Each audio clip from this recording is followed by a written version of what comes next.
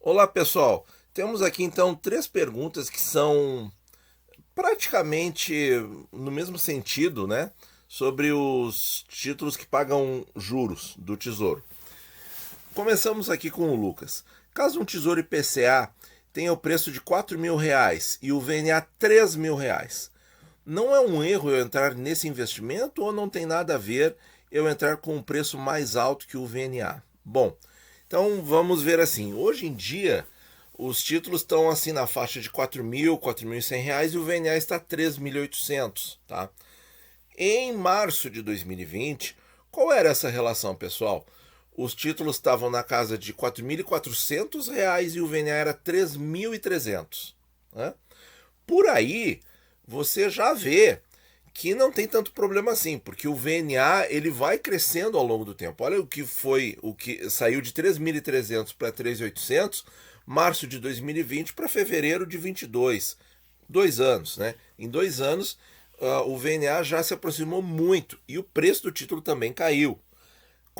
Como a ideia do canal sempre é que a gente invista de forma constante e fracionada, a gente pegou preço dos títulos em todos esses momentos, né? E está pegando agora na casa dos 4.000 e pouquinhos, certo? Pegou lá a 4.000 e muitos, né?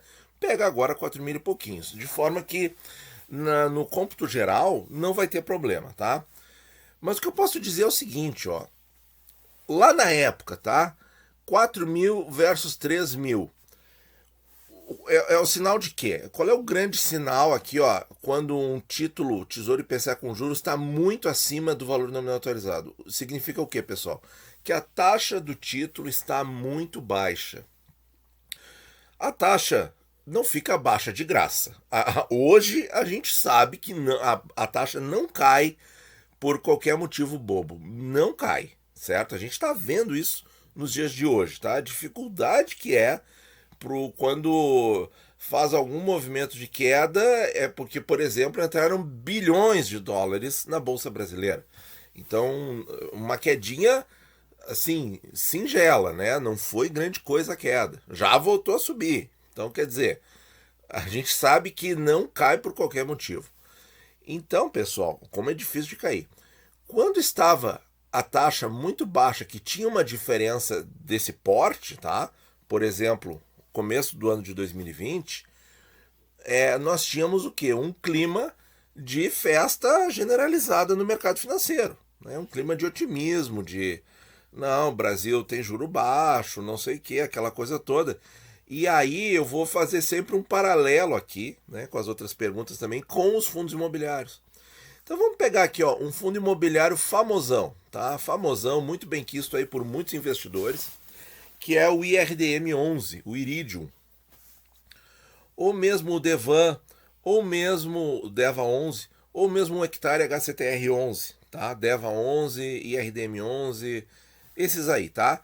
Nessa época que tinha essa diferença absurda entre o preço de um tesouro IPCA mais com juros e o valor nominal atualizado, quanto que esses fundos imobiliários custavam, pessoal? 140, 150, R$ 160. Por um valor patrimonial de 100. Ou seja, o Tesouro IPCA com taxa muito baixa a 4.000 e o valor patrimonial de 3. Entenderam a jogada, pessoal? É a mesma coisa. Quem comprou então o IRDM a R$ 140, ou comprou um Devan a 150, ou comprou um Hectare a 160, fez mau negócio? Se a renda ficar constante ao longo do tempo, não fez mau negócio. O problema é se a renda cair abruptamente, né? O que pode acontecer nos fundos imobiliários porque são renda variável. No caso do Tesouro IPCA, a renda não cai, a renda sobe, tá? Mas, enfim, como são investimentos que pagam renda, tá? Eu não consigo ver, mesmo com a possibilidade dos fundos imobiliários caírem um pouco a renda, eu não vejo como problema, porque a renda vai repondo essa diferença ao longo do tempo, certo? E se você investe nos fundos imobiliários, com certeza você aproveitou. Se você era investidor desses três fundos que eu citei aleatoriamente, não é recomendação, é porque são exemplos muito marcantes, né? do que aconteceu na época e eles voltaram para cento e poucos reais, cento e alguma coisa. E aí, quem investe sempre não aproveitou para comprar um pouco mais quando esses fundos imobiliários caíram de 150 para 100, 110? Não aproveitaram para comprar mais? Então, o que a gente faz com o tesouro? A mesma coisa. A gente aproveita para comprar mais quando o preço cai. Então, assim, ó, no tesouro, tá? Como o tesouro, a gente sabe que a parcela de juros aumenta conforme a inflação do Tesouro IPCA, não tem erro. E o VNA cresce conforme a inflação, não tem erro. É só continuar investindo, continuar comprando que a coisa se equilibra em algum momento. Nos fundos imobiliários vai ser a mesma coisa, tá? Só que vai ter variações, talvez bem mais intensas, tá? Porque o preço vai mudar muito, a renda vai mudar muito e tal. São os 3 fundos que eu citei, são fundos de papel, então eles vão ter oscilações nos CRIs e tal. Então, mas na média, se forem bem geridos, na média, se a gestão for boa, na média eles vão entregar alguma coisa e você vai conseguir fazer um preço médio melhor e vai recompor com a renda esse, entre aspas, prejuízo, tá? Que não é um prejuízo, é um momento de entrada, certo? Porque o mercado é muito dinâmico, as coisas mudam sempre. É mais ou menos a mesma pergunta aqui do Antônio, ó. Como fica a situação de quem comprou um pré-fixado com juros por mais de R$1.000 se no vencimento o título volta para 1.000? É a mesma coisa, tá? É a mesma coisa. Comprou por exemplo, R$1.200, o pré-31 com taxa de 7%. Era R$1.200. E ele vai valer 1.000 no vencimento.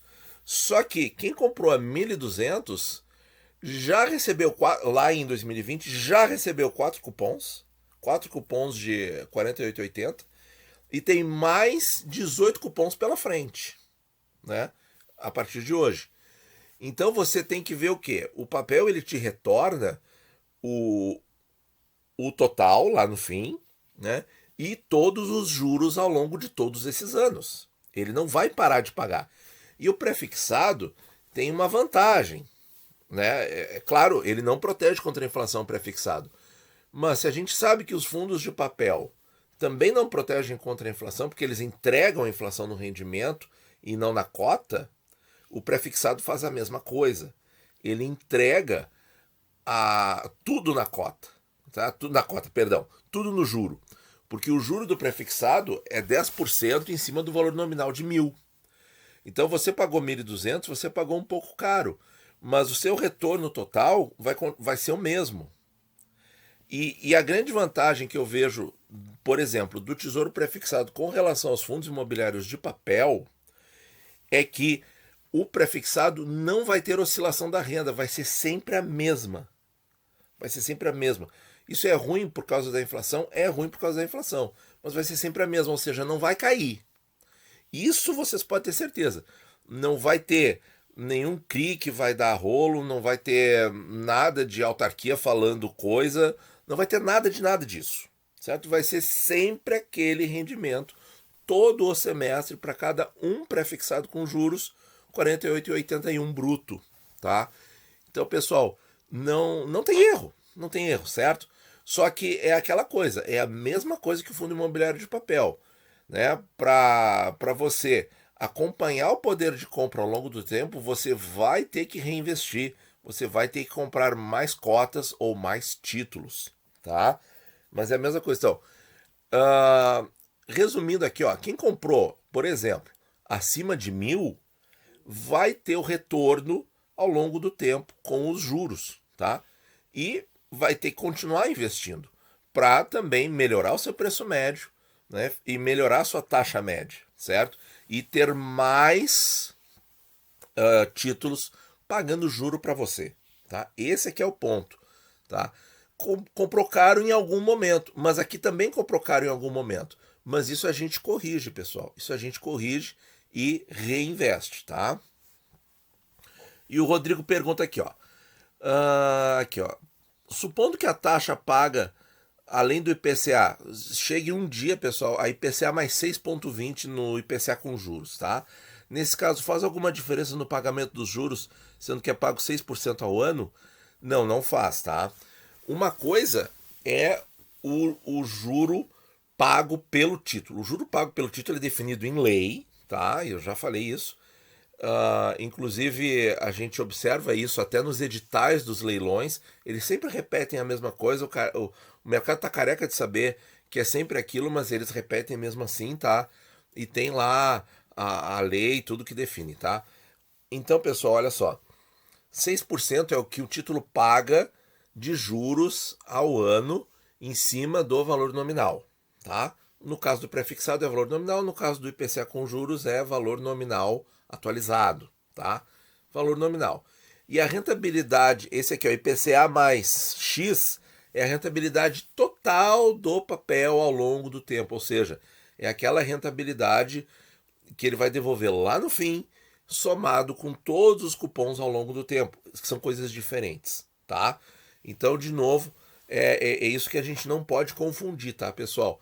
Se por exemplo, ao longo desse ano aí, com todo o estresse que está sendo esperado, a taxa passar dos 6% em qualquer tesouro IPCA, né, a gente não vai ter um aumento proporcional na renda. A renda vai continuar aumentando conforme a inflação, porque é 3% do VNA por semestre, arredondando, tá?